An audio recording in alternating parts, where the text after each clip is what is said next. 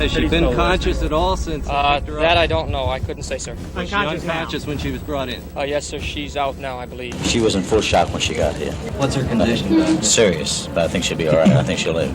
Behind these windows of Mercy Hospital overlooking Biscayne Bay lies little Tere Jo Duperrault, still recovering from her ordeal aboard the Catch Bluebell. What were her first words? Her name? She said anything else? No words. Is there any indication that there might be somebody else out there? Well, there's always possibility wherever there's hope, and we certainly have hope the search is going to continue. I heard a very loud noise.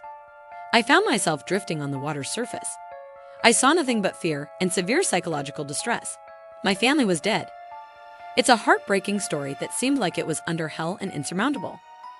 If you're not brave enough, please skip this video. The following story is going to be horrifying. This is my story at the age of 11. I am Tere Jo Duperrault, and this is my survival story.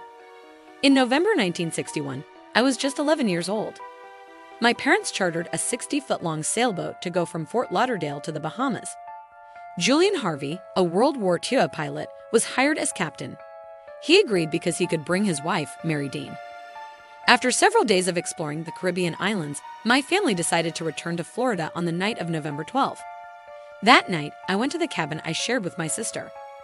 The rest of the family stayed on deck, savoring the last moments of their vacation. The next day, around 12:35 p.m., Julian Harvey was seen on a small raft, waving frantically at a nearby ship. When he was pulled onto the ship, they saw the lifeless body of a young redhead girl wearing a life jacket, lying at the bottom of the raft.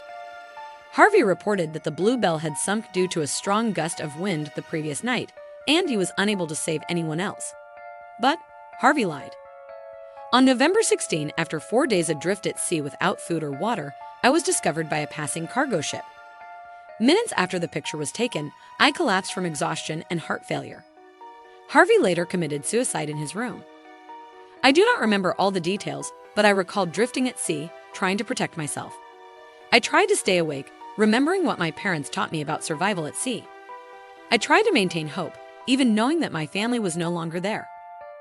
Going through all the trials and tribulations, I learned that life is precious and you should never give up. This event pushed me into states of despair and pain, but also helped me realize my potential strength. I slowly recovered, and life returned almost to normal. Despite still carrying psychological scars, I found comfort in my faith and my love for others. I believe that God was always by my side, especially in the most difficult moments. I hope that by sharing my story, I can encourage others who are facing difficulties or pain in their lives. Remember, no matter how difficult life is, there is always hope and a chance for a better tomorrow.